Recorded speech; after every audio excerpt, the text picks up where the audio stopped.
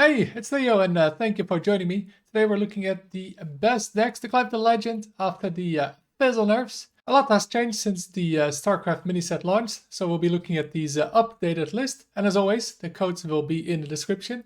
If you enjoyed this video, make sure to like and subscribe. Anyway, let's jump right in with the first deck, the best deck, and the winner of the nerfs is Terran Shaman. Yeah, it was already really good before, but it's definitely the best deck right now. And why is that? It's because, yeah, this deck can do almost everything. It can start off really aggressive like an aggro deck. The 1-drops we got here, 2-drops, the starship pieces are really strong, of course. Then transition in the mid game to a more mid-range deck, and then late game have a ton of burst. We got Siege Tank, Golganef deals some damage for the wins, and of course the starship pieces with Jim Raynor can do a ton of damage. And that's of course damage you don't need board for, because we also have Thrall's Gift that usually gets you a Bloodlust, and that yeah, can be pretty huge. But don't forget those other two options. Lightning Storm can be something that's nice to clear, or a Hex against like a starship piece like Arcanite Defense Crystal. It can be really strong. So yeah, overall really strong deck, does almost everything pretty well, and that's why it is the best deck at the moment. Then as the next best deck, we've got Location Warlock. I did put out a video on this deck if you're interested. This deck is all about the locations, as you would probably have guessed from the name. And yeah, that's pretty much the goal of this deck early on, just get the locations down. Especially Spawning Pool, Ultralisk Cavern are hugely important. And yeah, it's really a mid-range deck. It's all about getting those giants on board in like turns 4 through 7 usually.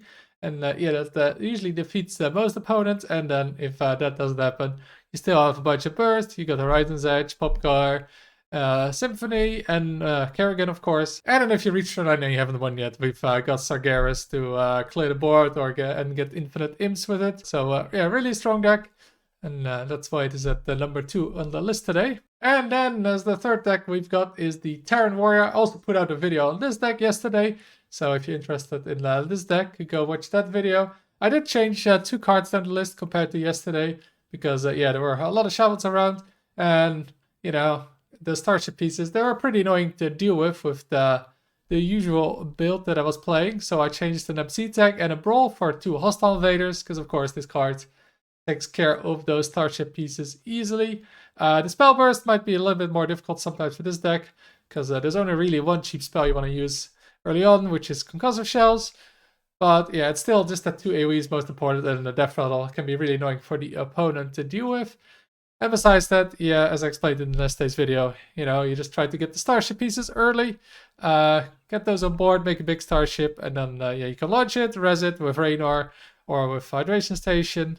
And then, yeah, you kind of always win the late game because you have Fizzle, Boom Boss, and yeah, not a lot of decks can really handle that amount of cards being burned. And as the fourth deck we got is the Aggro Priest. And yeah, it's almost always the past year that we got an Aggro Priest in the best decks. It's kind of crazy, but yeah, Priest has been pretty good as an aggro deck.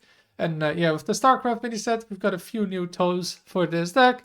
And that's mainly the Protoss cards, because we got Chrono Boost in this and Hallucination. And what's so good about it is that, of course, Chrono Boost always draws Hallucination, so at least one. So it's guaranteed that you can copy the Chrono Boost for a lot of extra burst. Don't forget also that yeah, you can put Orbital Halo on the Zealot, and then you got 2 5 damage chargers. And I mean, a Pyroblast for just 5 mana, that gives you 2 minions. It's pretty good. And that's not the only damage this deck has. It's also got the Glowstone Gyworm, it's got Acupuncture. So lots of face damage you can deal from hand. And of course, it's an aggro deck, so it can have really strong starts with Brave Masseuse, Catch of the Day, Miracle Salesman, Overzealous Healer, some of the best 1-drops in the game. So overall, yeah, really strong aggro deck. Can definitely smart some people down very quickly. Then, as the fifth deck we got is the Zerg Death Knight. Very, very popular, as you probably know, on the ladder. And yeah, there's a couple of different builds around. For this video, I chose the Rainbow Death Knight build, because it can run the Quartzite Crusher mainly. And yeah, that's really, really good against Weapon Rogue, and especially the new Hero Power Druid that is really popular. So if you face a lot of that deck, then this is probably the build you want to be going for with Zerg Death Knight. It's also running Airlock Breach, which isn't as important, but can be nice to have some extra health in the late game. And yeah, if you're not facing a lot of Weapon Rogue Hero Power Druid, then you might want to switch to the Frost build, so you have a bit faster early game with the Horn of Winter that you can see here. And yeah, you can then get the Infestor down a lot earlier, because in the end, yeah, this deck is all about the Infestor. The earlier you get it, the more buffs you get, the better. And then as the 6th deck, we have a deck that, yeah, if you hate your opponent playing the game, then this is the deck for you. It's Handbuff Hunter. And yeah, this just revolves around one thing. It's Warsong Grunt, and yeah, buffing this. And then once it's buffed, you put a always bigger Jumungar on it. And yeah, your opponent has minions. They usually die. Pretty much everything else in the deck is there to support it. Of course, we got the Nayel, which is insane. Lots of ways to tutor minions. And we even have a few cards that summon minions for the opponent in Catch of the Day and the Food Fight, in case your opponent yeah, doesn't play the game and you want to give them some minions to help them out. Then next up we have the Hero Power Druid, as I already mentioned in the Death Knight part. Yeah, this deck is pretty popular, pretty strong. And yeah, it's all because the combination of Groovy Cat with Artanis is so good. Groovy Cat already gives you 2 damage per hero power, but then with Artanis, it turns out to get 4 extra damage as a buff. And then you can copy that, of course, to like Sing-Along Buddy. And then if you get a bunch of these and then double up on it, yeah, you can almost OTK people with a Charger, which can either be the Leroy Jenkins or a Zealot that you got off the Chrono Boost. Other than that, yeah, this deck just wants to constantly, of course, push damage with those hero powers, whether you have Artanis or not. And you have 2 ways to get past Annoying Thoughts. First of all, we got an Astral Phaser, so if there's like an Arcanite Defense Crystal or a Starship with it, you just get rid of it for 2 turns. And if there's an Achilleax, and yeah, Achilleax is very annoying for this deck, we've got one Bob the Bartender to just completely get rid of it. Then the next deck we have is a notorious one. It's the Dungar Druid, and yeah, it's pretty much still the same as before. You ramp, you play Dungar, you win. You don't ramp or you don't get Dungar.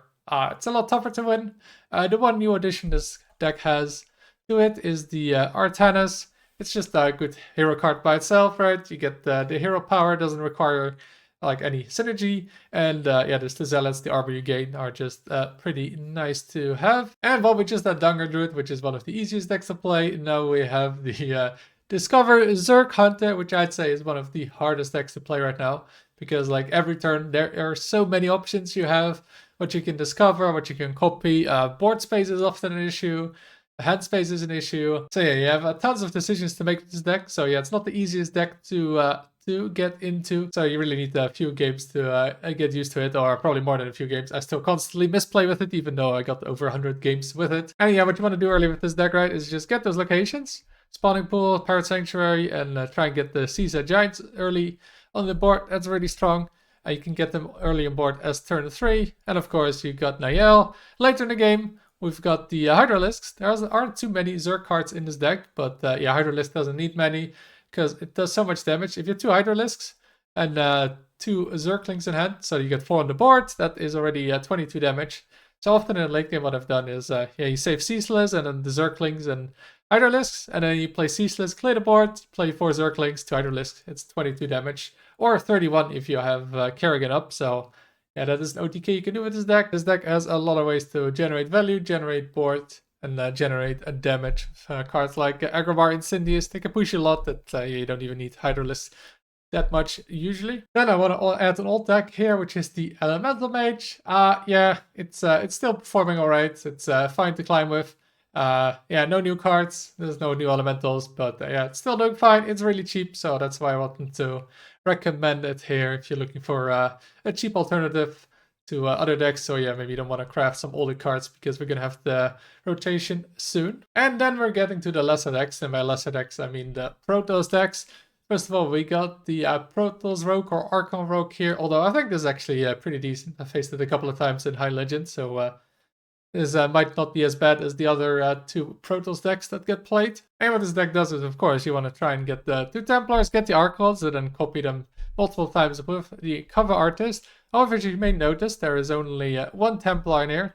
Well, 2 High Templars and no Dark Templar, because yeah, you only really need 1-time Archon. Those Dark Templars, they can get pretty clunky in your hand. And instead, what we're doing with this deck is yeah, be a bit more aggressive.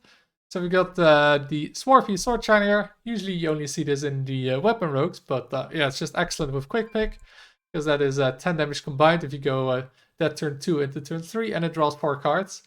And that's pretty strong, especially with a lot of cheap cards in this deck. And then you try to pressure the opponent with it, and yeah, push some damage, and then like I said, late game you just want to get those Archons with 2 Templars, and then you copy them with Sonya and Cover Artist after playing a mini Scoundrel. And now we're getting really to the weaker decks, although I did have a positive win rate with this deck when climbing, the Protoss Priest. The problem with this, it's a rather slow deck. You really need to have the sentries early on, and it's especially important that you copy a bunch of sentries early, so don't just jam it on 2 if you have like an hallucination hand. Use your 2 mana on forging this, bird watching or something. But yeah, generally, yeah, you really need a bunch of sentries to really make this deck work, because without it, yeah, you cannot play the Mothership, because even if you get to play it by itself, just a 10-10 isn't that great. Really need the discounts to be able to play the cards you get of this one. Also running double repackage, so you can just completely get rid of the Zerg boards, for example, the Shaman board, so that is nice. Usually you don't care too much about them getting it back, because yeah, you just need time with this deck, because the tempo you get of discounted Motherships with like 0 mana Protoss minions is insane. That usually wins, so don't care too much about what they can get back, unless you're facing a really slow matchup.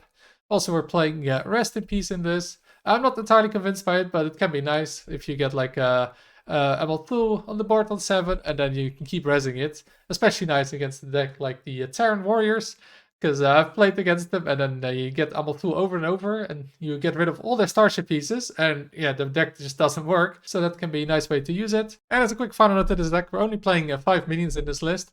The Sentry, Vol'jin, Void Ray, ML2, and Mothership, which means you're very likely to get what you actually want off the Discovers, especially if you draw already like an ML2 or the Vol'jin. It's almost guaranteed, so it's very nice. And then the next list we got is a Protoss Mage, and I know that is pretty popular. I enjoyed playing it with it. I even won a tournament with it, if you may have seen it. But yeah, it's not that great. But it seems right now the best build to play is more of a tempo version. We've got the Miracle Salesman Slither Spear, got the Gorgonzola Archmage.